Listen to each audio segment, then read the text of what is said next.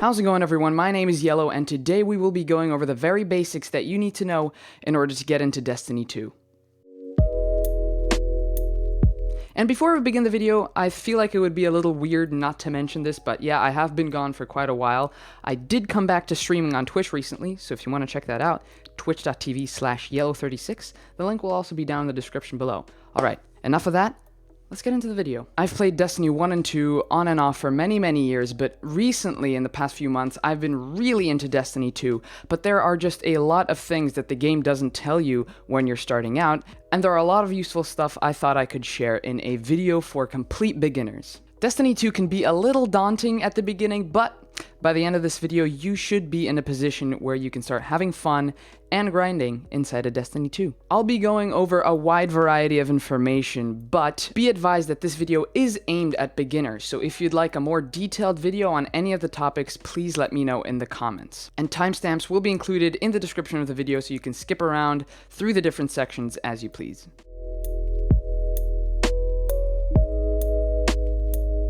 Now, I know a lot of people have very strong opinions about this topic, so let's get it out of the way right at the beginning. You will have three options available to you when you start a new game: Hunter, Titan, and Warlock. And each of these classes comes with their own unique subclasses and set of abilities. I know it may seem like a big decision when picking your first character to play as, but honestly, I wouldn't worry about it too much because you have 3 separate slots for 3 different characters, so you can try out different ones as you like. The obvious thing to do here is to try out each one and see which one you like most. I mean, I guess you could have 3 hunters in each of the slot, but I don't know why you would do that. But yeah, just try each one. You might as well. And if you're worried about balance, don't worry too much because the classes are relatively well balanced. Obviously, with a game like this, there will be ups and downs, but the developers are always striving towards balancing it out, so don't worry about it too much. But if you're really worried and don't know which class to pick, I would recommend picking a Warlock. Because from my experience, the abilities that come with this class can be useful in almost any situation, be it PvE, PvP, whatever. Classes like Hunter are a little bit harder to master at the beginning because they're more on the offensive side, while Warlock gives you abilities like the Healing Rift that allow you to heal. Not only that, but there are tons of movement options, especially with the Solar subclass. Like dashing, floating, even teleporting with some of the subclasses. There's a lot of stuff. But again, even if you are starting out with a Warlock, please try out each one because all of them are great, all of them have their pros and cons, so one might be better for you even if a Warlock is technically easier at the very beginning.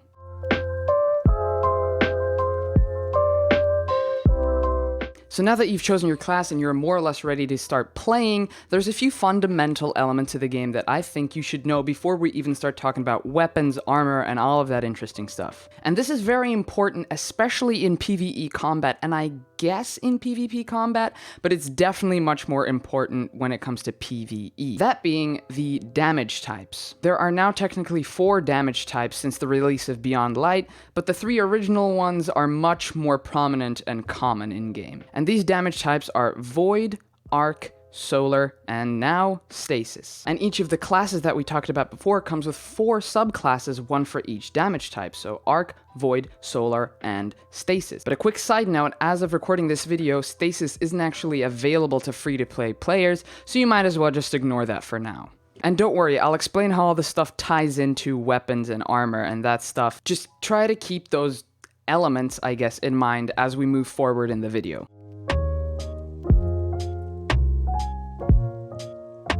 So now we can start talking about weapons. In your character menu, you will find 3 slots for 3 different types of weapons: kinetic, energy, and power.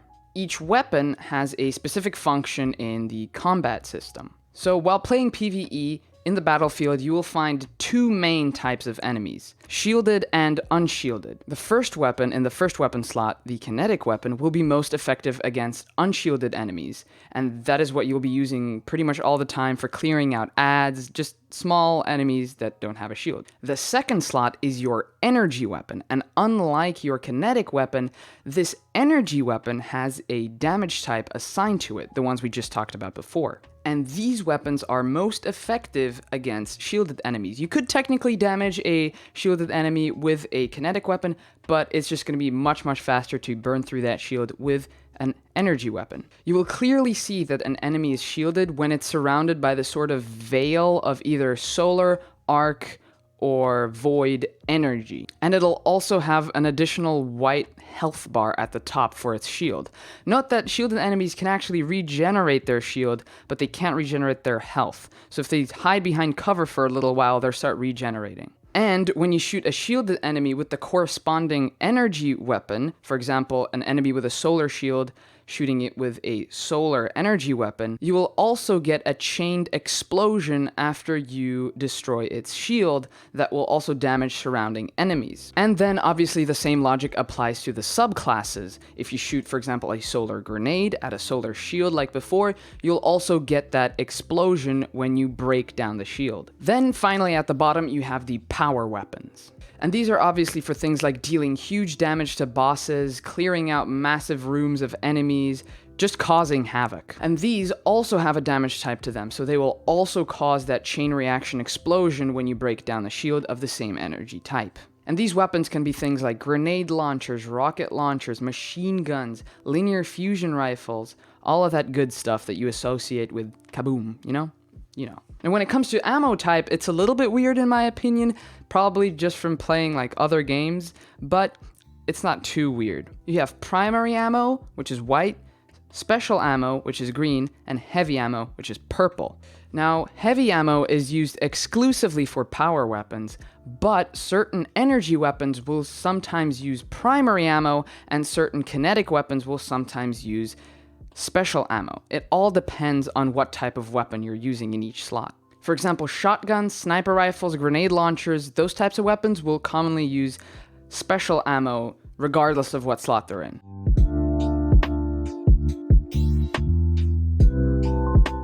So moving on, before we discuss armor, I'd like to talk about this big number right here that you've been looking at this entire time, I'm sure. And this is what's known as the power level. Just a slight warning, this topic can go very deep, and I could make an entire video dedicated to just the power level, but for the sake of keeping this video short and moving things along, I'll only be introducing you to the concept of the power level, and at what point you should start worrying about ways of progressing it further. Your power level is basically an average of all of your gear, because each piece of weaponry and armor, as you probably have noticed, has a power level assigned to it. So the higher your power level is, the more damage you inflict on enemies and the less damage you take from those same enemies. That's pretty straightforward. High power, good. And each season, and with the release of a major expansion, the base power level and power level cap change, so they go up continuously with each season. That means at the beginning of every season, everybody starts at the same stage and has to work their way up to the top. And this has been the case for a while now. This season, Season 12, Season of the Hunt, the power base is 1050 and the power cap for your gear is 1260. Now, there are actually multiple factors that affect your power level. It's not just your gear. It's also something called a seasonal artifact, and it's the bottom left corner of your character menu right here. This also changes every season, and you can see there are a multitude of modifications here that are very important for late game activities, so make sure you read through those to figure out what they mean, and if you're still confused, I might make a video in the future talking about champions or something like that. But you can always look it up on YouTube or elsewhere. So, there's also this bar down here at the bottom in the seasonal artifact, and you can see that you have to get a certain amount of XP before the bar fills up. What happens when the bar fills up? Well, you get a power level bonus. So this will be added on top of your gear average. If you've noticed, some players in the game have a power level above 1260, and you might be thinking, well, what's up with that, right? 1260 is the power cap. Well, 1260 is the power cap for your gear, so you can't have armor or weapons above 1260, but you can technically break past that because of the seasonal artifact bonus. So how do you level up? Well, up until power level 1200, or whatever the seasonal soft cap is, at least this season is 1200, it will change next season, you will continuously level up as you earn loot and gear just from completing activities, random world drops, everything. You'll be continuously going higher and higher. But that will stop once you reach level 1200. And this is what's known as the soft cap. Now, I won't be talking about the exact methods of power leveling past that in this video, but if you are interested or you're getting near that stage, I will link a very useful video in the description below that talks about how you power level, at least this season. Keep in mind that the methods might change with each season, so you might need to find a more updated video if you watch this video later on. And a quick side note that I feel like is important to mention, that certain activities actually have power level advantages disabled. For example, a lot of the quick play Crucible doesn't have power level advantages enabled, so just remember to check when going into an activity, and it should say down below.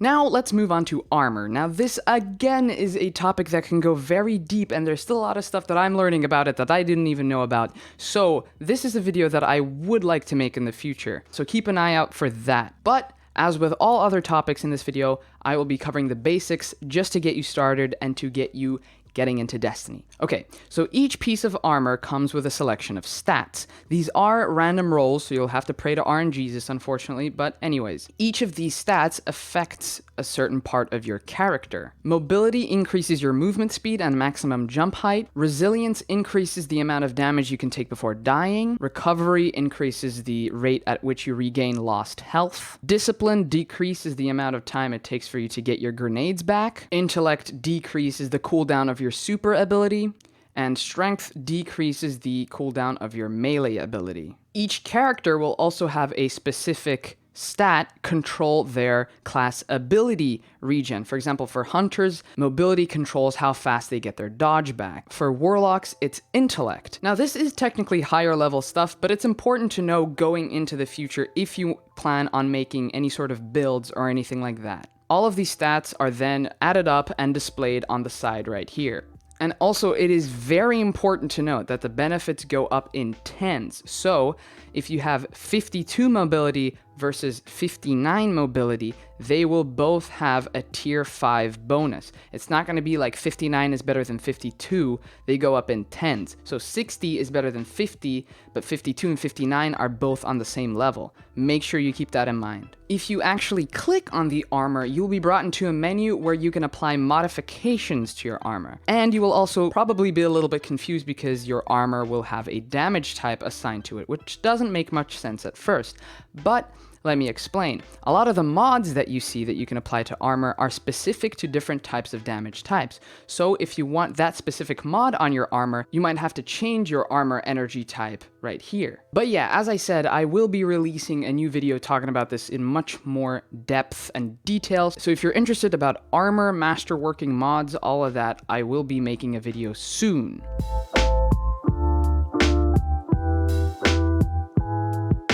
So, now that you know all of this information, you know how the basics of weapons work, you know how the basics of armor work, you can start getting into the game relatively confidently. But what do you actually do in the game? This is surprisingly one of the biggest questions people ask as they start out, because it isn't exactly clear, especially now. So, with the release of Beyond Light, a lot has actually changed for new free-to-play players. First off, the 3 DLCs and campaigns that were previously free, so the Red War, Warmind, and Curse of Osiris, have all been removed, and you can't play them anymore, even if you bought them previously. But they did add a new set of sort of introductory missions that take you through some of the first steps of the game. And there are, I think, a few new characters, though I haven't done the introductory campaign just yet, but I have seen videos of people doing them from start to finish. So obviously, first off, please do these first introductory missions, because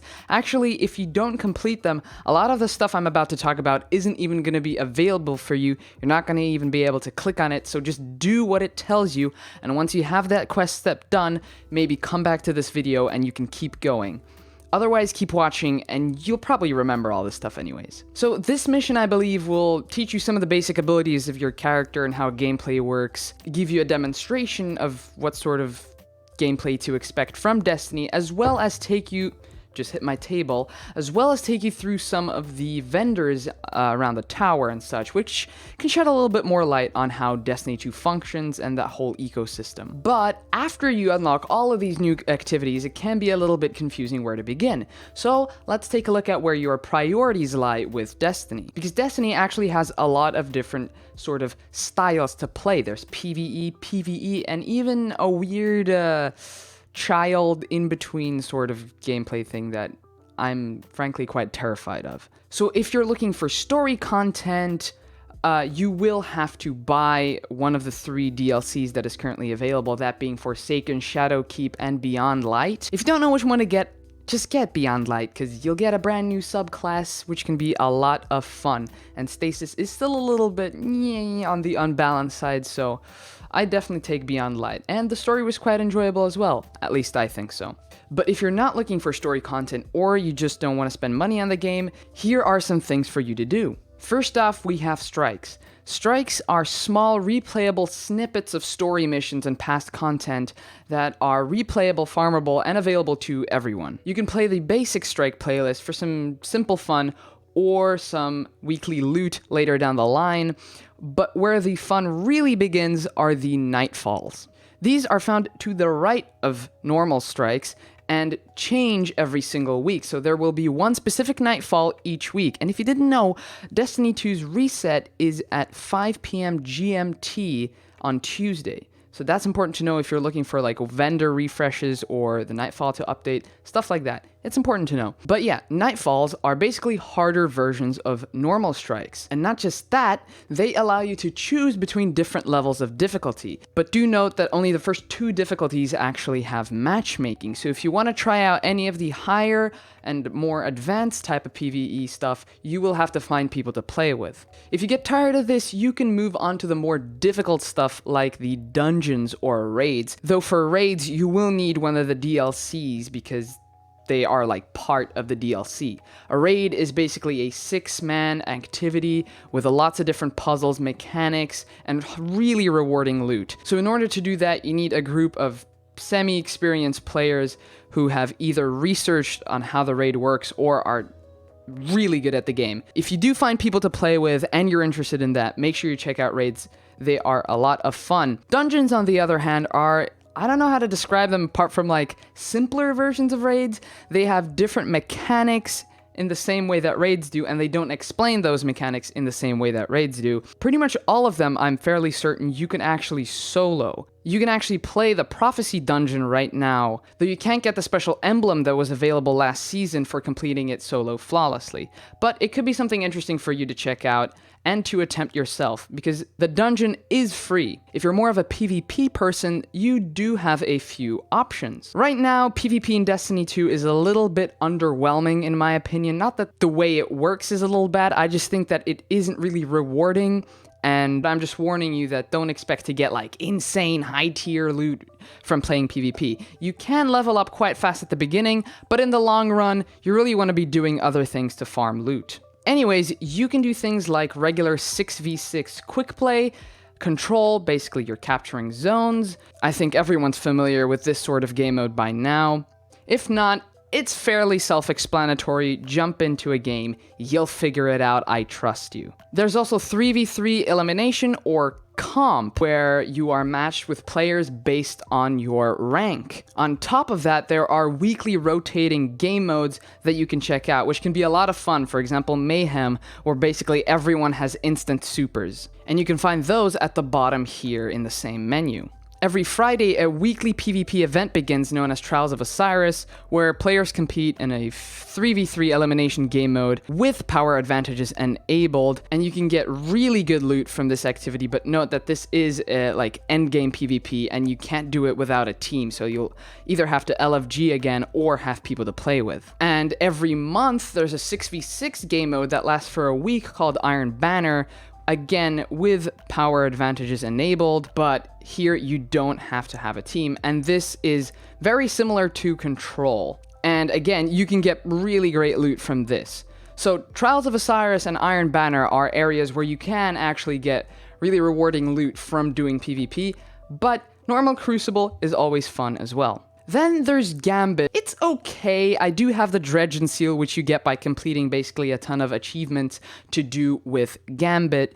So I've played my fair share of Gambit in the past, but I feel like it's repetitive and isn't really that fun. But if you're into that sort of thing, I'll go over the rules because I find that it's actually helpful to know how the game works before you jump in because it's not that self-explanatory. So in Gambit, you are split up into 2 identical arenas. So imagine that each team is on one side. These arenas have waves of enemies coming at you. When you kill these enemies, they'll drop a certain number of motes on the ground. There are these little shiny pyramids that'll appear on the ground after you kill them. If you walk up to them, you pick them up, and you can hold up to a maximum of 15 on your person at a time. You take these motes back to the central bank, which is found near the spawn area of the arena, and then you can deposit them. If you deposit 5 motes, you also send a small blocker to the other team, which prevents that team for depositing motes until they kill that blocker. If you deposit 10, you send a medium blocker, and if you deposit 15, you send a large blocker. The first team to deposit enough motes to summon a boss will summon that boss, and the first team to kill that boss will also win. But there's a catch, because while you're depositing motes and filling up at that bar at the top, a portal will open near the bank. And what this will allow you to do is to jump to the other side and temporarily be able to kill players on that team. If you're on the other team's side while they have their boss, any player you kill will also refill the health bar of their boss, thus slowing them down and giving you an advantage in the game. And yeah, as I said, first team to kill the boss wins. Now, an important note to mention is that when doing these activities, make sure to buy the bounties associated with that activity because they actually give you a lot of XP and tokens which can be useful later down the line. And these bounties will become especially useful once you start grinding your power level above the soft power level cap. I personally tend to buy a whole bunch when I'm about to do an activity and not even to pay attention much to what you need to do, because by the time I finish like a couple hours of gameplay, I would have done a few of them just on accident because they are based off of what players do in that activity anyways, so most likely you'll be completing them as you play along anyways. But if you want to make sure that you complete each one, you can do that as well. The main vendors that sell bounties are Zavala, who sells bounties for strikes and nightfalls, Shax, who sells bounties for Crucible, Drifter, who sells bounties for Gambit, Banshee44, who sells general weapon-related bounties, and Saint14, who sells bounties associated with the Trials of Osiris. And hopefully all of that information is going to give you a sense of direction as to what you should prioritize, how the game fundamentally works, and what sort of activities you can get started on. Obviously, Destiny 2 has a lot to offer in terms of endgame grinding, materials, upgrading, masterworking, mods, builds, all of that stuff, so there is a lot more to discuss. If you're interested, please let me know specifically what you want to see in the future in the comments below, and if you have any questions, you can jump into my chat on Twitch, twitch.tv/yellow36.